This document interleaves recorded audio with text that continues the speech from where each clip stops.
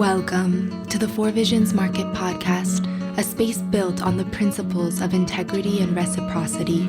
Together, we will engage in thought-provoking conversations about plant medicines, why these plants are coming out of the rainforests, jungles, and mountains after thousands of years, and what it means to be in right relationship with the ancestral wisdom cultures and guardians of these traditions. I'm your host, Mariah, founder and director of Four Visions Market. This podcast is the natural evolution in our commitment to providing you, our tribe, with incredible resources to support you on your healing journey through plant medicines. Welcome home. Welcome back, Four Visions family. So good to be here with you all. We have an incredible episode prepared for today. I'm so honored and grateful to be joined by Caro Arevalo and to be able to drop into her incredible wisdom and get to listen to her experiences and beautiful teachings and insights from her journey. Caro Arevalo is a Peruvian visual artist based in Woodstock, New York. Her artwork is embodied in exploring the plant and fungi kingdoms as seen with our naked eyes and through microscopes, the taxonomy and physicality of living beings, as well as the invisible yet powerful spirit and consciousness each of them carries.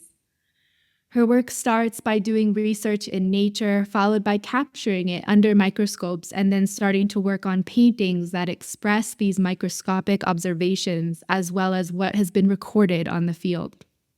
Her family comes from the jungles of Peru, and through her Amazonian heritage, Caro embraces the notion that we are all connected, the importance of rituals and ancestral wisdom, and embracing our unity with nature in our daily lives. Through her paintings and videos, she invites us to cultivate more love towards ourselves and our planet in order to stay connected, curious, and aligned with our purpose in the world. Bienvenida, hermana. Welcome, welcome. It's so good to have you here. Thank you for joining us today. Thank you so much for having me. And I'm just so excited for where this conversation will take us. I feel we have so many intentions and so many loves in common that this will be amazing. Thank you so much. I feel the same, and I'm just really grateful for this beautiful opportunity for connection and the way in which we get to weave together and share our medicines and get to connect in these ways. This is what this life is all about, these beautiful connections and getting to meet new people who have so many gifts to share. And this is one of the things that I have really enjoyed through this podcast is making these connections. And so I'm feeling that really present for me in this moment as I sit here with you. And I would love to just start by hearing a little bit more about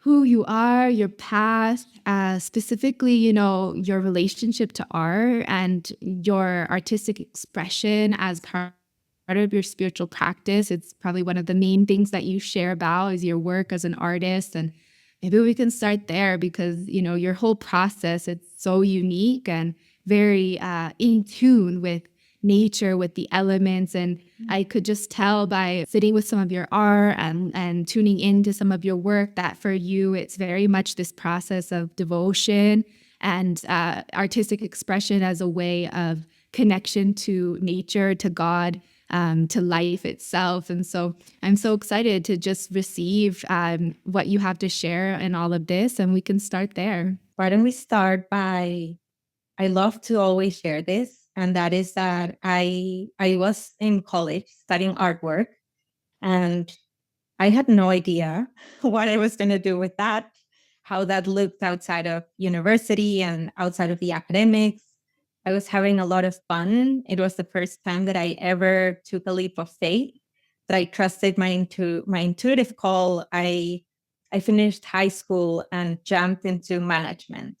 And I just did that because I thought that was the way I was expected to do things and what I was supposed to do, not from the heart, but from the mind, very much in the mind. And changing to the art faculty and studying art became this first leap of faith and this first intuitive call that I ever followed. And within those years being in art school, I was having fun and, getting curious about the art supplies, but I didn't have a profound deep calling of what I wanted to create.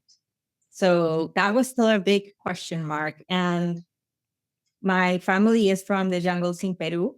My dad is from Tarapoto, and he grew up there and then left the jungles to go to the city and go to university. And my mom's family comes from Iquitos as well in the jungle in Peru, but she was born in Lima and the coast, and she rarely visited the jungle. But thankfully, me and my sister would visit our grandparents and my father as often as we could. So in one of these trips to Tarapoto, to the jungle, my oldest sister, Lore, she invited me to my first ceremony ever.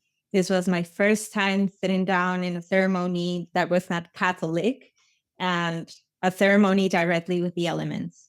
We went to a temazcal, and I had never heard about talking directly to the elements and that plants could have magic in them. I know that at some level unconsciously that lived within me, but I hadn't physically been to a temazcal or any sort of ceremony. So sitting down there, I felt my heart opening so much, and being inside the sweat lodge, I had this intuitive call to just say and state to God or the universe or however anyone listening likes to call these bigger entity being that I consider we are all a part of. And I was just speaking directly to the universe, stating, I am ready. Please show me my medicine. And if I'm being honest, I don't even know where that statement came from, but it was just from deep within me, this urgency to say that. And after that temazcal, a very deep curiosity awakened in me, and I started doing a type of artwork I had never done before. I started doing mandalas and dots and eyes and sacred geometry, not even knowing that sacred geometry was a thing, not really having studied mandalas or knowing that they are doors to our inner world. This was just coming out, and I was having so much fun feeling that for the first time ever, I had a type of artwork that was not only mine. It was very, very much from inside, but I felt I was co-creating it with something bigger than myself. So that took away all those feelings of imposter syndrome or what if the artwork is not good enough. I was just playing, and you can say this was just synchronicity, that this was just something that had nothing to do with that temazcal. But deep in my heart, I feel that ceremony is what awakened my connection to artwork. Even though I was already, starting to feel those susurros del corazón, those little whispers of the heart being like, this way, art, like, do this. And ever since then, this has been almost 2 decades ago, up until today, my artwork has shape shifted so much since that first time sitting down in a temazcal, which by the way is not Peruvian, but we were having it in the jungle of Peru. But yeah, my art has shape shifted so much. My connection to nature has deepened so much. My connection to what it means to be an animal living on this flying rock on space has also deepened a lot. And I feel that even though my art visually looks so different to what it did after that first temazcal journey, it is still very deeply rooted in ceremony and very deeply rooted in how we can communicate with nature itself, herself, and something that has become very important for my art within these last 2 decades is not only spending more time in nature, really paying attention and observing it, but also hearing those whispers that come from the plants and the fungi and the animals and the wind. It's also been very rooted in listening to the elders and listening to those indigenous leaders who are so graciously sharing so much of their knowledge with all peoples around the world. And I feel that if we are thirsty, I was so thirsty for this remembrance and this connection. What better way than to listen to nature herself and at the same time go to the ones that have been in deep relationship and kinship with nature. So that's a little bit of me and what I've been doing, and I would say my deepest love on this life. Taking a short break from today's episode to share about an incredible product line that we absolutely love. It's called Clarea, which means clarity and illumination. Clarea was created from divine inspiration and guidance that our coherence of body, mind, and soul are born from inner clarity. These creations are alchemized with the intention to bring forth health and well-being to the totality of your temple to nourish a vital, thriving life. Holistically handcrafted with love and care for your well-being of mind, body, and soul. An offering that is life-giving, relevant, and aligned for all life and the future generations to come. Clarea is formulated from over 33 years of the founders' combined in-depth, dedicated study, research, application, and experience with holistic health, Ayurveda, herbalism, permaculture, detoxification methodology, and healing. Everything is 100% organic or wild-crafted, biodynamic, homegrown, vegan, botanical, pure, all ingredients of the purest, highest grade, sourced ethically and sustainably. Clarea is a full-circle sustainable project that aims to create as big as an impact for our Mother Earth and all life as possible. We are 100% aligned on every level with this beautiful company's mission, and for that reason, we felt called to share this incredible product line with you, our Four Visions family. 10% of all proceeds go directly to nonprofit organizations aimed at environmental regeneration and restorative efforts, specifically for water cleanup, protection and preservation of the waters, restoration of bee populations, protection of indigenous sacred lands, rights, and natural resources, reforestation, and endangered species and animal rights. Check out the link in the show notes and make sure to use the code FVFamily to snag some savings on your order. And now back to today's episode.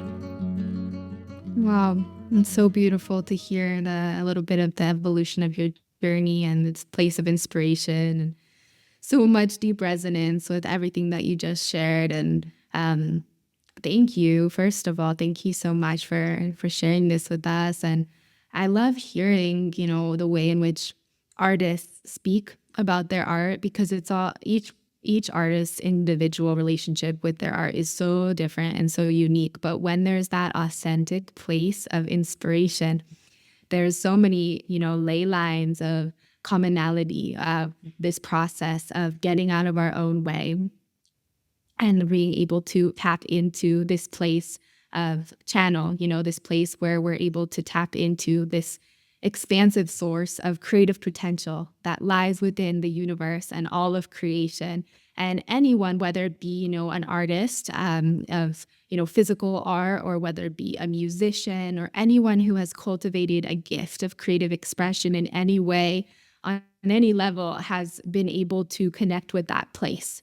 And so giving words to it, hearing each person's unique perspective of how they arrive at that place is so beautiful. And I really just feel like for anyone listening, what you just shared is really so beautiful and resonant for all of us as we go awakening our creative potential, because I do believe that what you're speaking of, this process of tapping into this creativity that lies within us in unique ways for each person, but it's there as, like you said, we're all part of nature, we're all part of creation.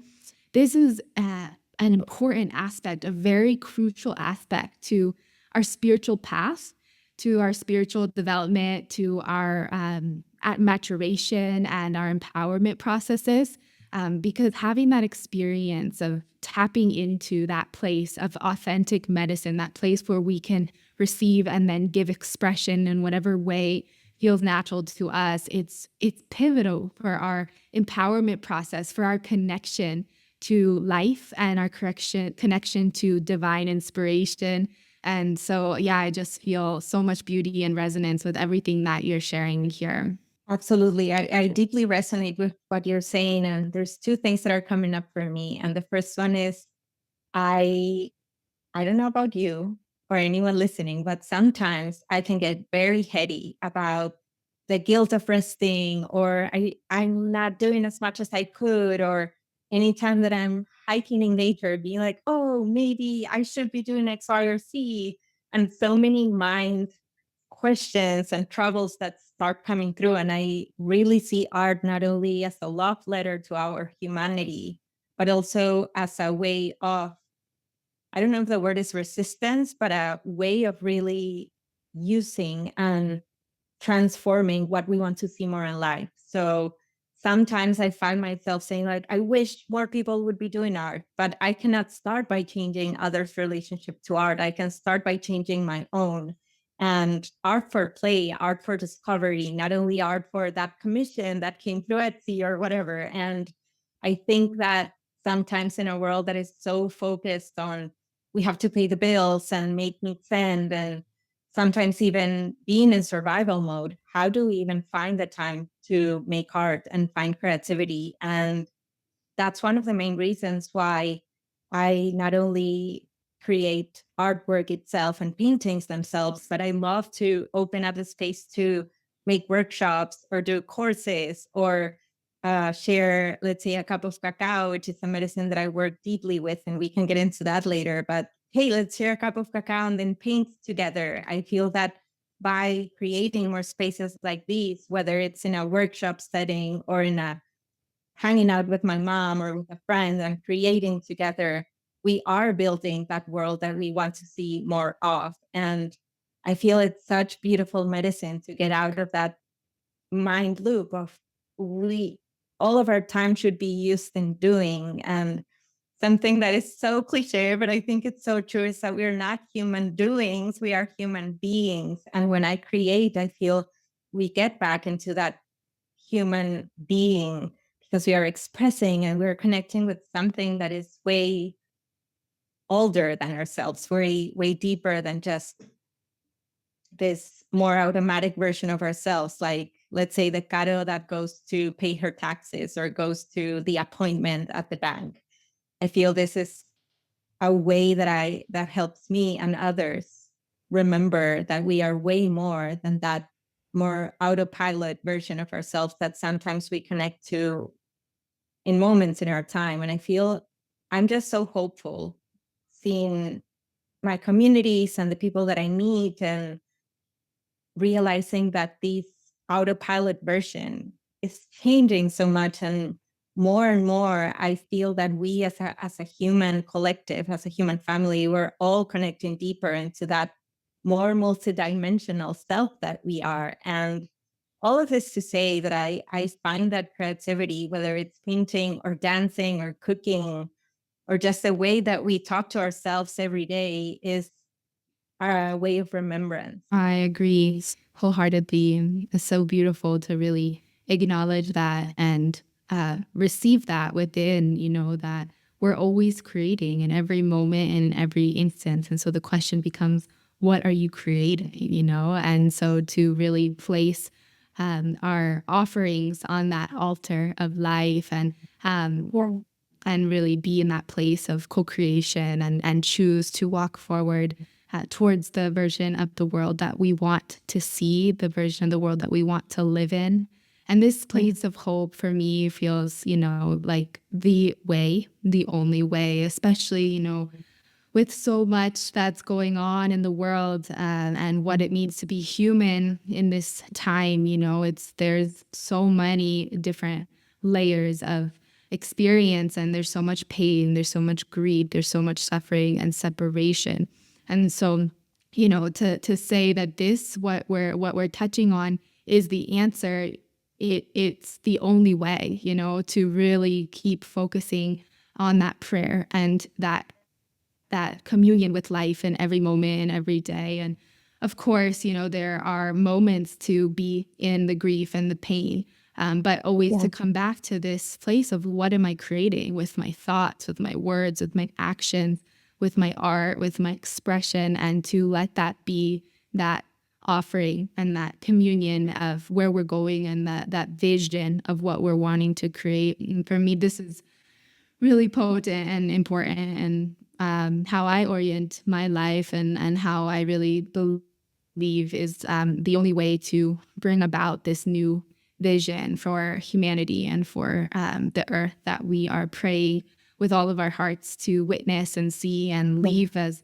legacy for the next generations, to really always be being guided by that and not get sucked into the other ways that are tempting to be to fall into, and to let this place of ultimate prayer be the way in which we operate and live our lives. Totally. Thank you so much for bringing that in, because it's something that I've been very deep into lately. And for years, I used to say that I feel things so deeply that sometimes I felt this wasn't playing in my favor all of the time, because sometimes this deep sense of feeling and relating to a lot of things happening in the world can make us just feel frozen and even question, like, we can say, like, it's so silly to make a painting when the world is in so much pain.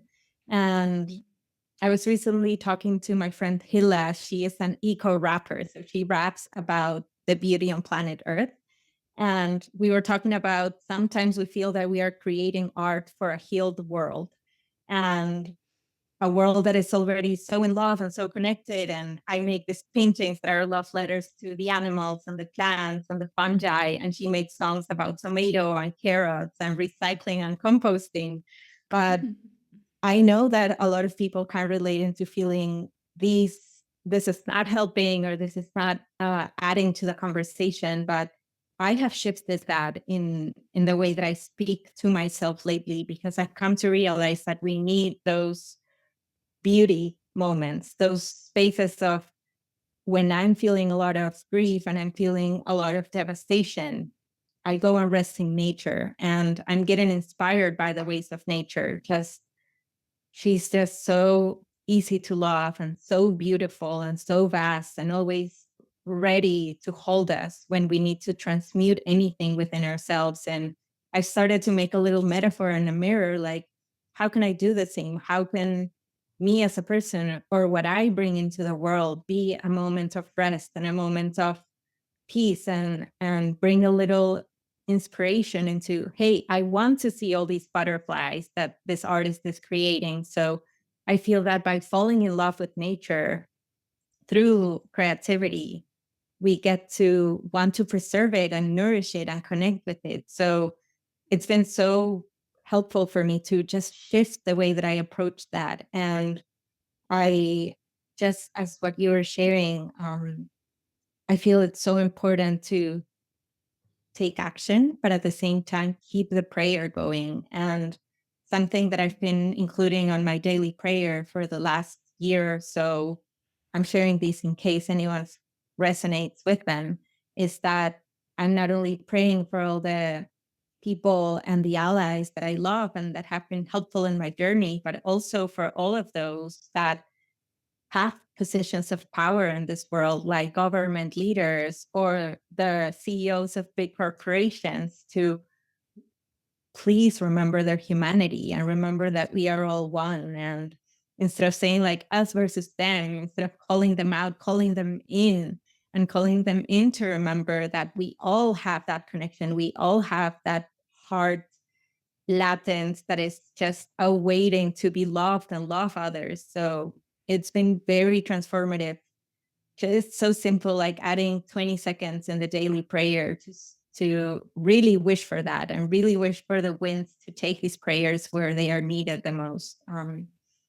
Because I think at the end of the day, it's about that, even within ourselves. There's parts of me that I, for years, have been ashamed of, or I've been trying to suppress. And I was calling them out instead of calling them in, instead of integrating them, instead of being like, hey, I see you, you're a part of me, let's work together. I love you. Let's transmute things together. And it's just a matter of changing the perspective of how we are connecting to that part of ourselves. And if we see it instead of in the micro and under the microscope, right? And we see it in the macro version, those beings that are so disconnected at the moment, just calling them in and praying for the remembrance to happen, because we are all coming from this earth and we all have that deep thirst of love in one way or the other. So beautiful. Thank you so much for that. It's so potent and so relevant for these times that we're living in. On that note, Caro, I'm really curious to hear a little bit more about this process that you have developed of the microscopic to the artistic expression and your experience of the intersectionality of science and nature, science and spirituality. For someone who's so rooted in your spiritual path, you felt very called to that scientific element to be able to connect deeper with plants and fungi. And I'm really excited to hear a little bit more about that process and your thoughts on how we can relate to science as people on a spiritual path and integrate the two elements more fully. Beautiful. So there's this term that I love to apply, which is citizen science. And we are all citizen scientists, or we can all become citizen scientists. I don't carry with me a scientific degree, but I am a citizen scientist, which means I'm just a regular human being on earth that is interested on the discoveries that science has made and the discoveries that we personally can do by literally just going outside or hiking and paying close attention to the relationship in between different beings. And as I was sharing with you, I began making these paintings, these mandalic abstract paintings at the time, almost 2 decades ago. And I hadn't really learned about sacred geometry, and I hadn't really learned in, like a school setting about how there are these patterns throughout nature that repeat themselves, and they only have a differentiation of sizes. So we can think about the shape of galaxies forming, and also a tornado, or that little wobbly water that happens when a sink gets clogged and then all the water comes up. We have the same spiral shape in all those. Or there's the pattern that happens in the sunflower seeds, which is the center of the flower, and that is repeated across fields, across different types of organisms. And while I was doing all these abstract mandalic work, I started realizing that I was doing a lot of these shapes that I had seen in leaves, or I had seen in corals or caracoles, snails. And it was so beautiful to then, I love reading. So I would always, my way of reading is going to the library or going to the bookshop and just seeing what books caught up my attention. And that's the ones that I would look at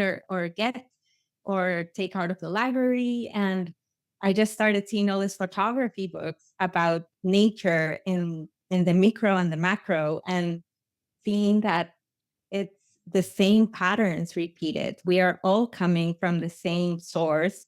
We are just in different bodies in different ways. And for me, that spoke a lot about the fact that we are all brothers and sisters, no matter what species we are, no matter if we are animals or plants or fungi or galaxies or seeds. We all have the same patterns repeated throughout ourselves, throughout our bodies, even throughout the way that the frequencies are resonating within our bodies, which have so much water and so much air. And it's so beautiful for me to think that visually we have a sort of handprint, like the fingerprint that is so unique to each one of us. And at the same time, we share so much visually. And I just fell in love with all of that. And when I started painting almost 20 years ago, most of this artwork that I was creating was very abstract. But slowly, I felt a call to start adding a few plants. And slowly after the plants, the fungi came. And now I'm starting to dip my toes into making animals. And it's so beautiful to see how these paintings are asking different things out of me. Like, okay, Caro, now let's go into these. Now let's go into that. And don't get me wrong, sometimes it's very challenging because I get in my mind like, I don't know how to do a frog or how to do a jaguar. But then remembering all these tools and, as I was saying, spending more time in ceremony, spending more time in connection with the heart, remind me how to come back to that play. And coming back to what I was sharing about these patterns repeated throughout nature, I moved to the States this year. It's going to be 11 years ago. And I moved here thinking that I would be here 1 year. I was coming to study photography. I enrolled in 2 different schools, just taking courses, not in an actual program. And I enrolled into a photography course at the School of Visual Arts in New York City. And while going through their curriculum, I saw that they had a class of photography for drawing under the microscope. And I got so curious about that. So I enrolled, and this was, as I was saying, 10 years ago, almost 11 years ago. And I couldn't get enough of it because our teacher, he was a marine biologist, and he would bring water and algae and different creatures into the art lab that was a bio art for artists. And we would see all these different specimens under the microscope. And this was speaking once again to me of, look at all these patterns. They are repeated on your day-to-day life, even the way that we make our buildings or patterns in artwork. And there's this beautiful science experiment called cymatics, in the one people would place either sand or salt in plates and then make a very strong sound. And then all these particles of sand or salt would rearrange themselves depending on the frequency that that sound was making. So just even seeing how there's this connection in between science and our day-to-day curiosity to help us bring visualization into the fact that everything carries the same energy within and is affected by frequencies was just so magical to me. And I think it's so vast because even though I started with the artwork, nowadays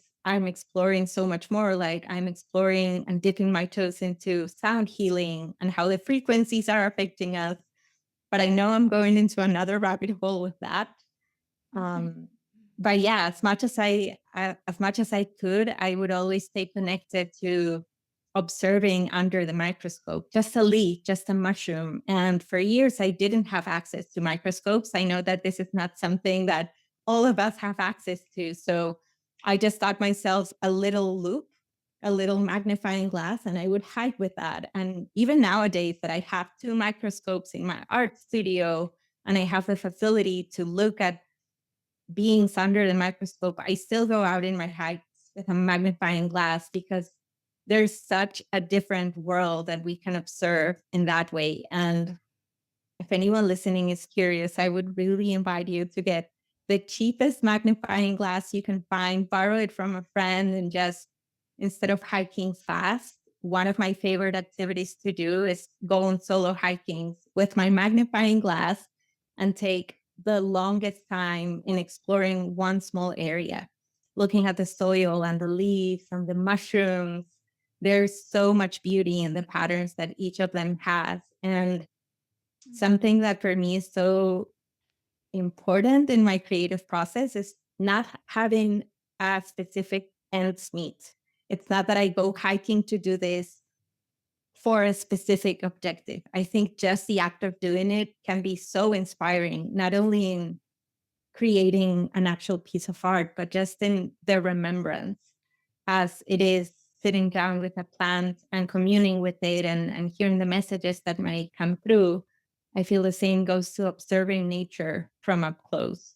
A few years ago, I decided, why not, instead of just including the microscope as part of what gets my creative juices going, why not actually include this microscopic looks that I'm doing under the microscope into my paintings? So I hook up my camera into my microscope, and while I observe different plants or fungi, sometimes even snow or water, I take photos of them. And from there, I include them in my painting. So for those folks that want to see a painting based on exactly what I'm sharing, right? Like going on a hike and seeing something with our eyes and then seeing it with a magnifying glass. I do that on my painting. So recently I finished a painting about the pollinator animals, and I include, for example, the morpho butterfly, which is a beautiful blue butterfly from Peru. But I also, next to it, include a magnification from, it's a painting, but it's a painting based on the photo that I took of the morpho butterfly under the microscope.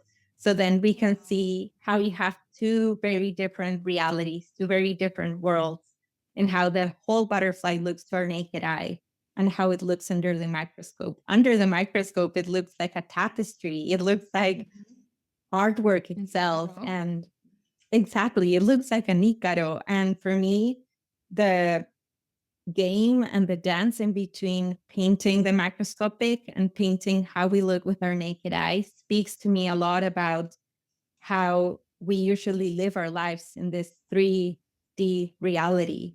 But then we have so many doors, so many portals, and the ones we can connect deeper, and we can connect to other dimensions and to other ways of connecting and relating to what it means to be alive on Earth. So for me, it speaks a lot about that, a lot about how there's so much we can see, and then there's so much more. And it's a matter of opening that portal, of changing the lenses with the ones we're observing. Taking a quick break from today's conversation to share with you a short message, let's talk about plant medicine integration. Integration work is the action taking and the grounding into the fibers of our beings, the ancestral and cosmic wisdom that the plants give us. It is the manifestation of every vision. When we do it well, it becomes the true ceremony, the ceremony of life. The 4 Visions Plant Medicine Integration Program was created to support you in learning how to cultivate the unique process of translating the healing and wisdom received from the plants into your daily life. Our personalized, self-paced learning platform was developed to suit each person's unique availability and commitment levels, with as much hands-on guidance and support or autonomy as you are needing and wanting. Our in-depth curriculum is comprised of a robust digital content series, live monthly workshops, private spiritual consultations, and community connection. Our faculty is made up of renowned spiritual teachers, Indigenous wisdom keepers, and integration specialists, each with unique backgrounds and decades working with the plants. We created the curriculum we wish we had had years ago when beginning our plant medicine journeys. Some of the topics we cover throughout the program are immediate integration basics, cultivating your spiritual practice, building a plant allies toolkit, how to make spiritual payments, how to deepen your connection with plants, working with Hape, Sananga, and cacao as allies, the foundations of microdosing, the art of forgiveness and reconciliation, spiritual hygiene, and plant diets. If you feel called to cultivate your integration practice or are interested in nourishing your spiritual studies and deepening your relationship with plants through a one-of-a-kind transformational container, we welcome you to visit 4visionsintegration.com to learn more and sign up. And now back to today's show. I love that. Thank you so much for sharing all of that. It's incredibly fascinating. And for me, I just really want to hone in on this process to the stillness of nature, because this is like so profound. And one of the things that we talk a lot about on the show is how we can get closer to nature and how we can deepen our relationship with nature. And so this simple but practical tool of the magnifying glass, to me, just represents this incredible opportunity to get intimate with the process of life. And, being able to get up close to a leaf or a plant, a flower, a bug, and be able to see the things that we can't see from this greater lens, it shows us this beautiful portal, like you're talking about, of the stillness of nature, the perfection that exists in nature, of all the cells that vibrate together to create this beautiful design, this perfection. And this process of studying nature in the way that you're describing, I just love it so much because it's so true. We often, forget that by tuning into these subtleties and the inner workings of how the different particles and how the different tiny lines of a leaf come together to create this beautiful, gorgeous design, this is what we need to come back to with our own beings. And this is like a beautiful pathway, a doorway into a study of deepening our inherent relationship to life itself. So I am going to get myself a magnifying glass and I'm going to do that activity with my son. We're going to love it. And I hope a bunch of other people listening do it too. And we can share experiences together because it's so true. It's like, it's a beautiful way to just slow down. And by getting up close with this design, we're able to tap into the infinite primordial energy that exists in all of life. And this is such an important reminder. It's something that we all need help coming back to. And like you were sharing a little while ago, our lives get so busy, and this process, of course, taking a walk through nature, meditating and connecting with the spirits of nature, there's so many different ways to do it. But ultimately, this process of connecting and being immersed in the experience of living things helps us to remember that we are part of that design is part of us, that we are made in that same way. And everything that you were sharing at the beginning, the path back to the heart, the path back to unity over separation, all of it is being demonstrated to us in nature. And so the more time that we spend in relationship with nature, the more that we are able to feel that and know that deeply, and ingrain that within our own being. And this is the path. This is how we walk forward in this place of communion. Absolutely. And I love what you're bringing in about when we see nature up close, we realize how perfect it is. And that is one of my favorite outtakes from spending time looking very intentionally into all the tiny details each flower has. And I know that a lot of us learn these things growing up. Maybe some of us forgot it along the way. I don't have the best memory. So I know that growing up and being in biology class, I loved everything that I learned, but then life gets so busy and we forget. And nowadays, spending time dissecting flowers and looking them under the microscope and seeing these perfect reproductive systems that they have, that they are not complete without the help of the wind, the help of the pollinators, without the help of the mushrooms that sometimes help flowers that don't do photosynthesis get the nutrients that they need.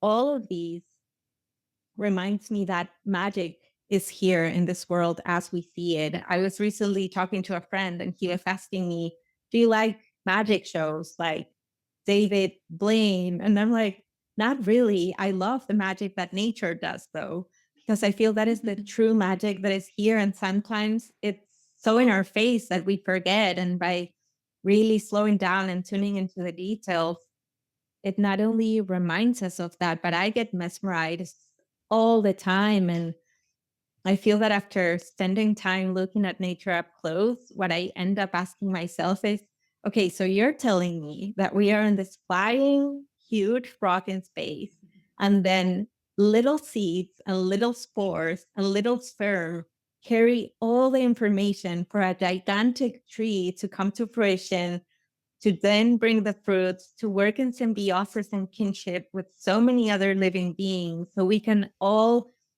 get nutrition from one another and support from one another. It's wild to think that all of these is planned in such perfection and in a way that doesn't include words. So that always inspires me tremendously, because it reminds me that the real magic is here in nature as it is. And just by spending a little time looking at a flower, we can be reminded of all that information and all that beauty and perfection that exists in the natural world and our natural ways. Because even our systems, right? There's so many cells and so many little beings, even bacteria and fungi that live within us that are helping us be alive today. And sometimes we forget about them or we take them for granted. And it's so wild, because I know it sounds so simple, but when we take just a little time to observe that, I feel so much magic can come forth. And then all the things that we are like, okay, all of these is an orchestra happening, including ourselves. What am I going to do with my time here?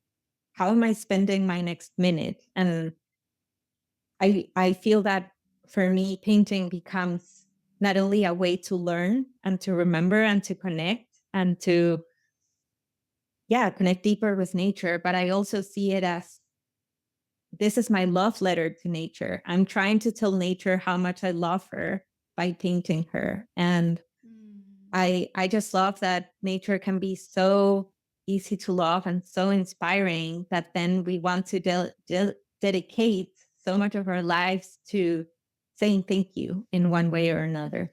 What would it be like if all of humanity lived from this consciousness? Every action that we were taking, every choice we were making was coming from this ultimate devotion to nature and to Mother Earth.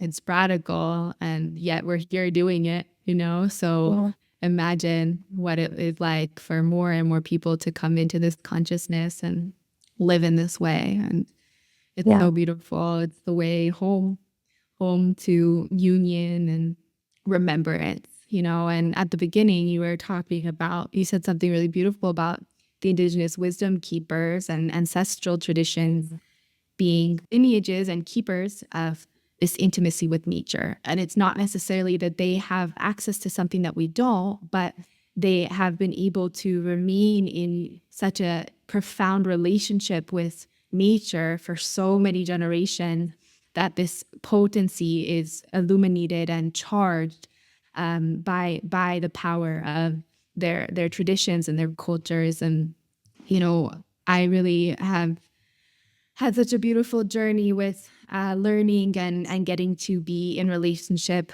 with Indigenous communities. And I have dedicated my life and my work to bridging and offering, making that more accessible to other people, because I believe that the teachings and the practices and the way in which traditional cultures live really are such an incredible blueprint for us in this remembering process that we're in as humanity.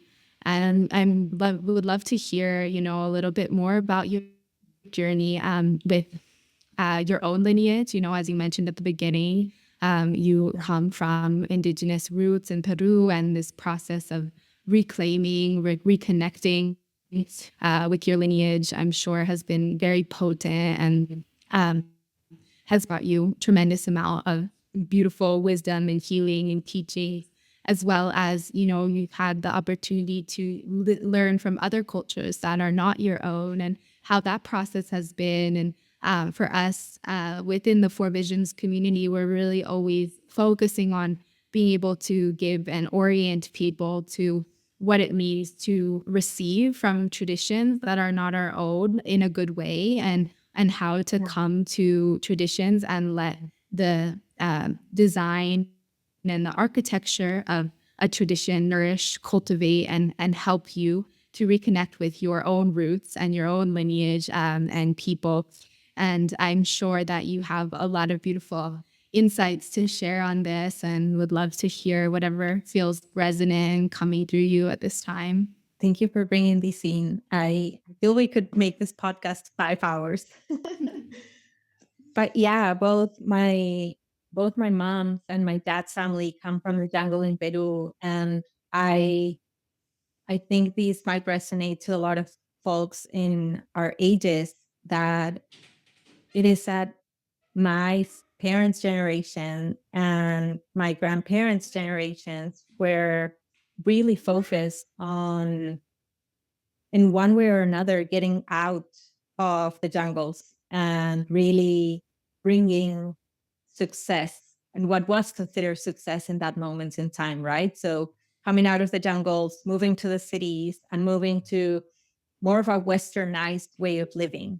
So I didn't grow up with a deep connection to plants. I didn't grow up with these remembrance and these ways of communing with the plant kingdom, with the natural kingdom, with the indigenous ways. And for me, this past 2 decades have been dedicated to remembering and to coming back to those ways, because I feel them so deeply in my bones. And it's been so interesting to come to my parents in different moments in time and asking them, do we have any indigenous blood? Where does our family come from? And it's so interesting because always the answers are no, we had this one Italian ancestor, and that's the only thing that my family speaks about, this one Italian ancestor, like a great grandfather. So we have European blood, and that's what we should be focusing on. And it's wild to me that there was one Italian person in my family, and then the rest were from Peru. But we don't speak about where does our lineage actually root from? Where does it come from? And I've never seen this as something to look up negative to my parents, like, why don't you know? But I think this becomes an opportunity to dive deeper into it. And I always come back to, even though I'm not sure where my bloodline comes from, I know it's from Peru. I know it's mainly from the jungles in Peru. And I have a great grandfather that comes from the Andes. Um, Even though I don't know the names of the tribes or the names of the communities, they know who I am, and they know me. So for me, it's always been so important to keep the prayer alive into that connection. I would love to one day really be able to track it down, because I feel there's so much to learn from that. But I keep the prayer going and I keep the connection alive. And I always come back to the essence that we are all coming from this earth, and the connection to nature is here. So how can I live that? How can I reconnect while at the same time not appropriating from communities that are not my own, or that I haven't had the blessing to follow any of their traditions. So all of these has awakened so many questions for me in the last 20 years. And it's also been a beautiful way to, I see the connection in between indigenous communities and the natural world as one. I see them as they are best friends. So who knows better another being than a best friend? And who can I learn from rather than a best friend of someone, right?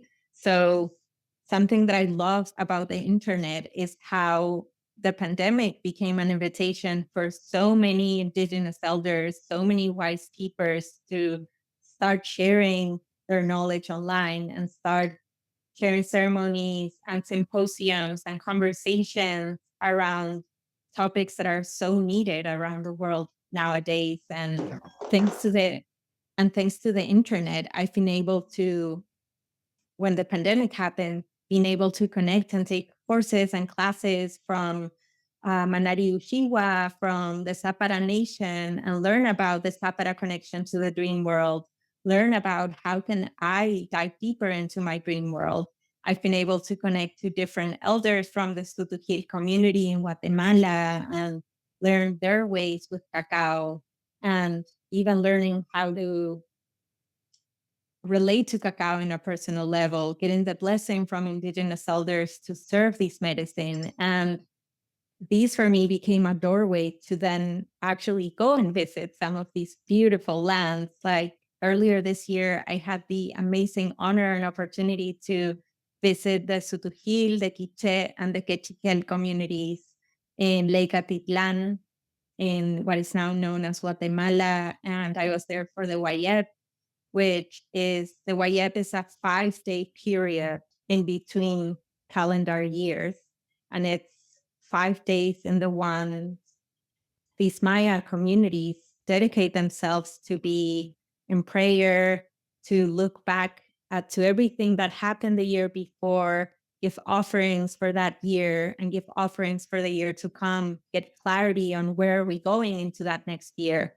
And isn't it beautiful to have a 5-day period to really take everything in, integrate, and start dreaming for the next year instead of rushing from one year to the other? I've never resonated with the idea of January 1st, we start fresh and you have to tackle all those to-do lists and resolutions. I love the idea of slowing down and really bringing clarity into it. And I feel it's so wonderful that these communities are opening their doors to foreigners like myself to learn about their ways, learn about their connections, learn about the power that the fire has, learn about why do we drink cacao in ceremony. And for me, it's just a journey that I know that in this westernized world, we call ourselves names, right? Like Caro Arevalo, she's a visual artist, but I feel that part of what I love of this world is learning from the peoples that have been in deep communion and in deep protection of the sacred lands of this earth. And I just feel so honored to be able to connect in different ways with different communities, always with so much respect and always as an apprenticeship. And the last thing that I wanted to mention there is I feel that it all comes back to reciprocity, right? It's not about learning, commodifying, and taking. It's about learning, celebrating, and seeing in what ways can we be of service to one another. And just as I was saying, I feel that painting for me becomes a love letter to earth. What I wish deeply in my heart is that the spaces that I share with others, the ceremonies and the gatherings that I share with others become a love letter, a way to say thank you to all the teachers that I've had and those to come. And coming back to the Peruvian roots, it is one of my dreams to go spend some time with the Shipio in Pucallpa, in Peru. Hopefully this year, it's something that I've been keeping very alive in my prayers. I would love to work with Maestra Inés and her daughters in Pucallpa, and hopefully that will come into fruition, but I trust that it will be in the right time. And I'm just so honored and so thankful that we have the capabilities of connecting. And that's one of the main reasons why I love the work that you are doing at Four Visions, because you are really living that intimacy, that connection, that reciprocity with the elders who are so openly sharing their medicines with so many of us around the world. And it's what I was saying. It's not about taking and commodifying. It's about uplifting one another and working in reciprocity. And it's not every day that you find organizations that are working in this beauty way and in this deep relation. So just wanted to say thank you, because you at Four Visions are just bringing so much inspiration to all of us that are deeply interested in working more and deeper with Indigenous nations. Thank you so much for these kind words. Now that I received them and you received them, and I just really appreciate all of those beautiful reflections. And you're so potent, and there's so many elements of what you just shared that I feel so deeply important for us as we walk this path, and for anyone who is walking a path of the plants to have awareness of all these different elements and everything that you've shared in this conversation, and as I'm tuning in with who you are, I really feel this real strong spirit and understanding of this prayer for unity. And I am so refreshed whenever I get to connect with someone who feels that, because not everyone feels this prayer for unity. It's actually harder to find people who resonate with that element, and it's easier to get stuck in separation or criticism. And so to approach these relations and this process of interweaving of cultures and what it is to have mutual benefit, cultural sharing, what does that look like? For me, I believe it to be incredibly important for the preservation of humanity. Because like the story that you shared of your lineage, this is very much not uncommon. Ultimately, this process of weaving of cultures, I believe to be incredibly important for the survival of our species. Because so many of us are disconnected about our culture and our roots, and so much has been lost. The process of recovery is very much this process of remembering.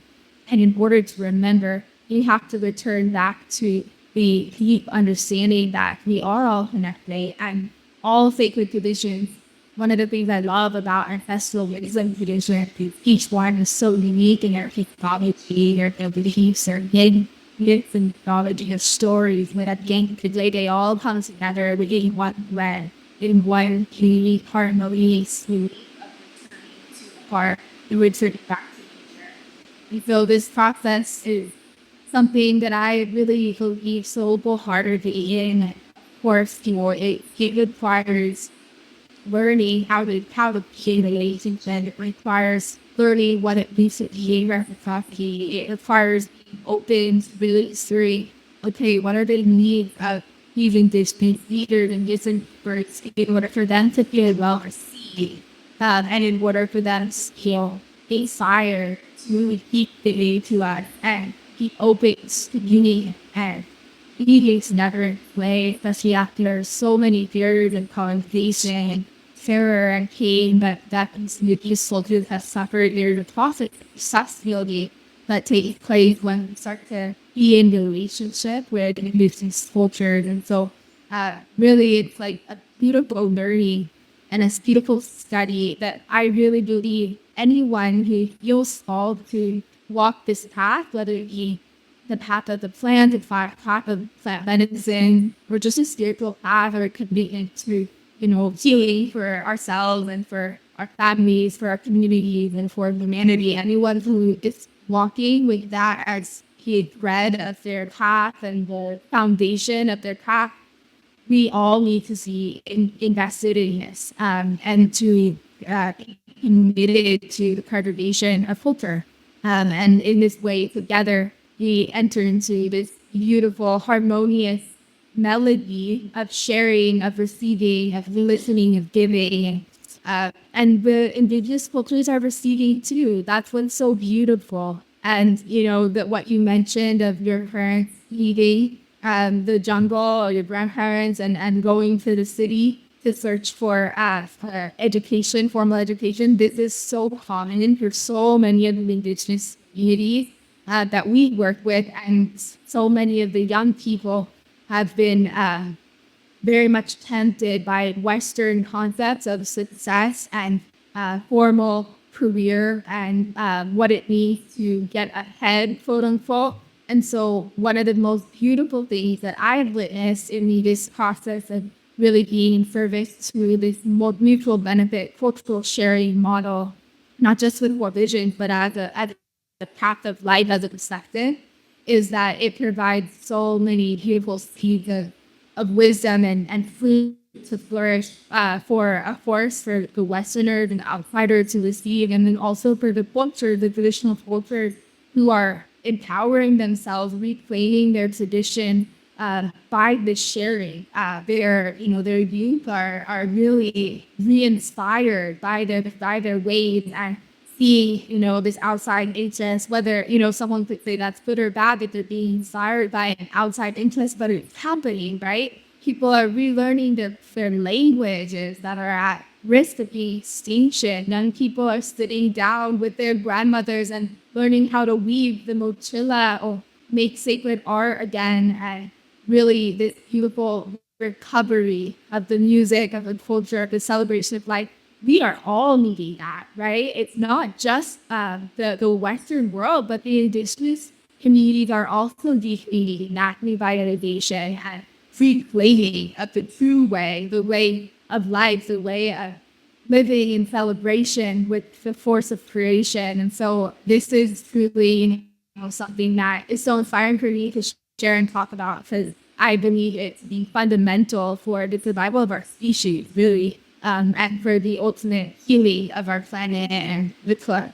Absolutely. And with what you're sharing, what's coming up for me is I feel a beautiful way that I really believe we work in reciprocity is a lot of indigenous nations are in sacred lands, and these lands want to be taken away by mining, by petroleum oil companies. And it's been beautiful for me. I had a conversation with Manari Ushiwa in 2021 where he was sharing with me that the amount of money the community has been offered to drill and get petroleum out of the land is millions. It's in the millions. And for them, there's no amount of money that could be offered because the land is not theirs to sell. The land is there for them to protect them. They are just stewards. And there will never be a number that can be offered that they will say yes. And those are true protectors of the sacred lands of these planets. We're talking about the Amazon and so many other places. And I believe that the reciprocity can come in so many different ways, from very simple things like, let's say when I went to the Wayep, I filmed and I recorded so much just for the elders to be able to access these media and for them to use them for their own ceremonies. And that's one way to do it. Another way to do it, I feel, it's for those of us that are in social media and have platforms. There's so many threats to indigenous elders, and unfortunately, I would love this wouldn't be true and we wouldn't even have to talk about it, but so many elders from indigenous nations are killed.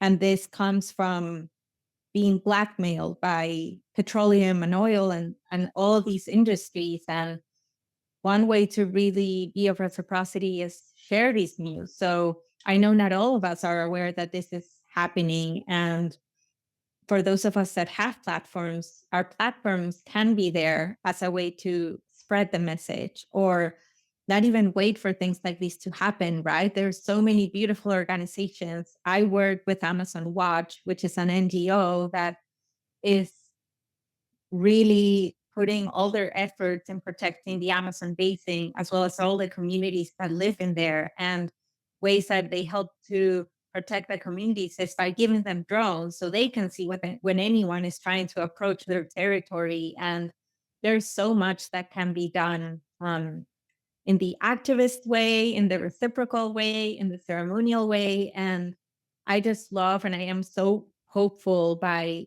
the amount of tools that we have nowadays to connect in reciprocity. And even just, I do a lot of YouTube videos and share my journey through them. And something that makes my heart sing is seeing that I can translate my videos into Quechua, which is one of the indigenous languages from Peru. And isn't it beautiful that we live in a world where now those tools are available?